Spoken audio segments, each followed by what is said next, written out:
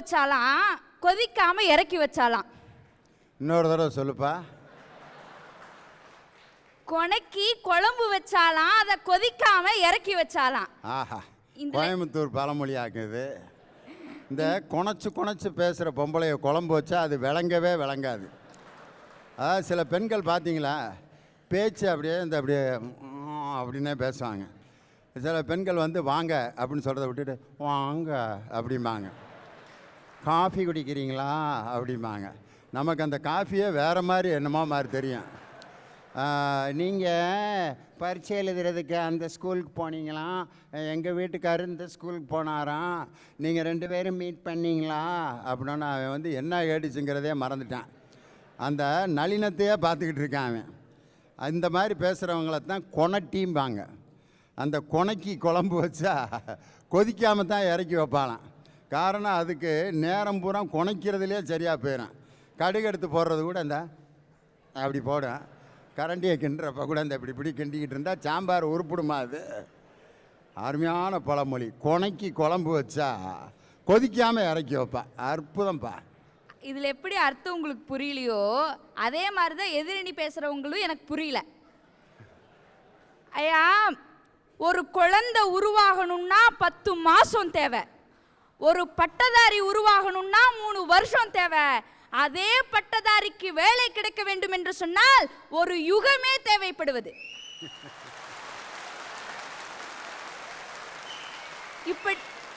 இப்படி ஒரு இளைஞனுக்கு படித்த படிப்பிற்கேற்ற வேலை கிடைப்பது என்பது கேள்விக்குறியாகத்தான் இருக்கின்றது. இது எப்படி அவனுக்கு பூந்தோட்டமாக அமையும்? சற்று சிந்தித்து பாருங்கள். வீட்டில் கேட்டுக்கங்க. எங்க அம்மா மனுஷனா பிறந்தா ஏதாவது சாதிக்கணும், மனுஷனா பிறந்தா ஏதாவது சாதிக்கணும். ஐயா, நீங்க சொல்லுங்க, நம்ம பிறக்கும்போது மனுஷனா பிறந்தோமா குழந்தையா பிறந்தோமா? யாராவது மனுஷனா பிறக்க முடியுமாப்பா? குழந்தையா தாப்பா எல்லாரும் பிறப்பான். குழந்தையா தான் பிறப்போம். இப்படி வீட்டில் தான் பிரச்சனை அப்படின்னா நாட்டில் அதை விட இருக்குதுங்கய்யா. இலைய வெட்டி ஆட்டுக்கு போட்டு, அந்த ஆட்டை வெட்டி குக்கரில் ஓட்டு, அந்த குக்கரில் இருக்கிற ஆட்டை எடுத்து மறுபடியும் இலையில ஓட்டு.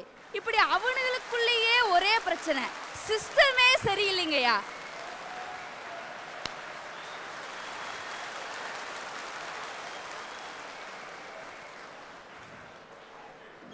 நீ சொன்ன வார்த்தையில் சிஸ்டமே சரியில்லைங்கிறது புரியுது. ஆனால் இலையை வெட்டி ஆட்டுக்கு போட்டு, ஆட்டை வெட்டி குக்கரில் போட்டு, ரெண்டையும் சேர்த்து திருப்பி இலையில போட்டுன்னா என்னன்னே இப்போ எனக்கு புரியவே இல்லை. அதாவது ஒரு சின்ன சமையல் டைனிங் ஹாலில் நாட்டோட பாலிடிக்ஸே கொண்டு வந்துட்டேன். அற்புதம்.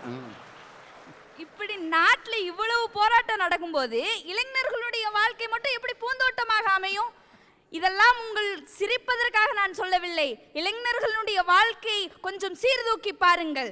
நடுவர் அவர்களே, பதவிக்காக சமாதியில் உட்கார்ந்த ஒருவர் இன்னைக்கு துணை முதல்வர் ஆகிறாரு. ஆனா படிப்பிற்காக போராடின ஒரு பெண் சமாதி ஆயிட்டான்னு சொன்னா இளைஞர்களுடைய வாழ்க்கை படிப்பில் கூட போராட்டமாகத்தான் இருக்கின்றது.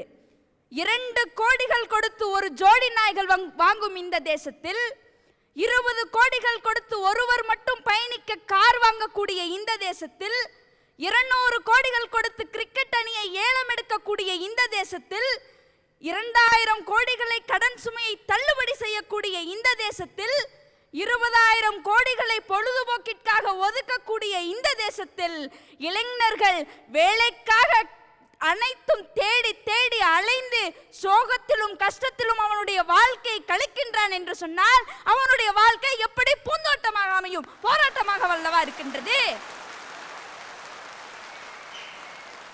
அப்படியே வேலை கிடைச்சாலும் எப்படி அவனுடைய வாழ்க்கை இருக்கின்றது? மொழி, மதம், ஜாதி, அறிவியல், இயற்கை, தத்துவம், உயிரினம், உங்க நாடு எங்க நாடு, ஏழை பணக்காரம், இன்பம் துன்பம், இரவு பகல், இது எதுவுமே பார்க்காம தன்னுடைய குடும்பத்திற்காக வேலை கிடைச்சா போதுன்னு மாடாக உழைக்கின்றானே, அவனுடைய வாழ்க்கை பூந்தோட்டமா? சிந்தித்து பாருங்கள். அவனுடைய வாழ்க்கை போராட்டமாகத்தான் இருக்கின்றது. இதைத்தான் கண்ணதாசன் அன்றே அவருடைய பாடல் வரிகளிலே எழுதியிருப்பார். என்னன்னா, அவரோட தங்கச்சி பேரனை பார்க்கறதுக்காக போகும்போது அந்த குழந்தை 6 வயது குழந்தை தூங்கிட்டு இருப்பாங்க.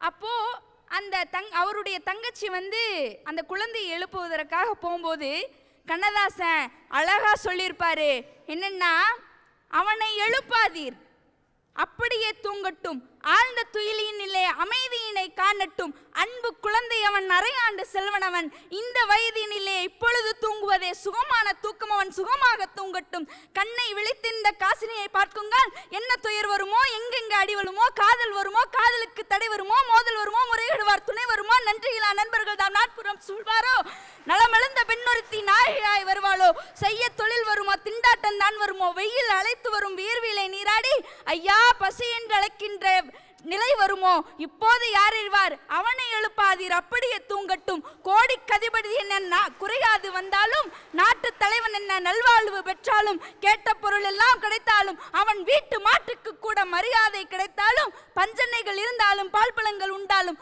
சொத்துள்ள காரணத்தால் துக்கம் பிடிக்காது, எந்த நெடுஞ்சாலையிலோ எந்த பதுந்தோலையிலோ தப்பி நடந்த பின்பு தனிமை கிடைக்காது, நம்பிக்கை ஏமாற்றம் நடுக்கம் பயம் கோபம் வெம்பி எழுதல் வியர்த்தல் விறுவிறுத்தல் கும்பி எறிதல் கொதித்தல் துடிதுடித்தல், அம்மம்மா எவ்வளவு, அப்படியே தூங்கட்டும், அத்தனையும் தாங்குவதற்கு அடித்தளங்கள் வேண்டாமா, அவனை எழுப்பாதீர் அப்படியே தூங்கட்டும் என்று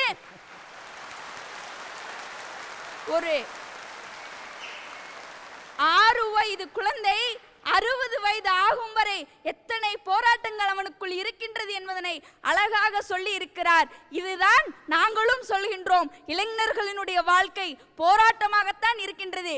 இறுதியாக நான் ஒன்றை சொல்லிக்கொண்டு விடைபெறுகிறேன் நடுவர் அவர்களே. பூக்கள் மலர்ந்து சிரிப்பது புதிதல்ல, கலப்பை ஏந்தும் உழவன் புதிதல்ல, கூவி எழுப்பும் சேவலும் புதிதல்ல, விடியும் காலை பொழுது புதிதல்ல, இரவில் பனியாய் பொழிந்து விடியலில் ஒளியாய் ஒளிர்ந்து இலைகளை எல்லாம் கருக செய்கின்ற சூரியனை போன்ற இளைஞனுடைய வாழ்க்கையிலும் போராட்டம் புதிதல்ல. எனவே சுடும் வரை நெருப்பு, சுற்றும் வரை பூமி, போராடும் வரை மனிதன். வாய்ப்பளித்தமைக்கு நன்றி.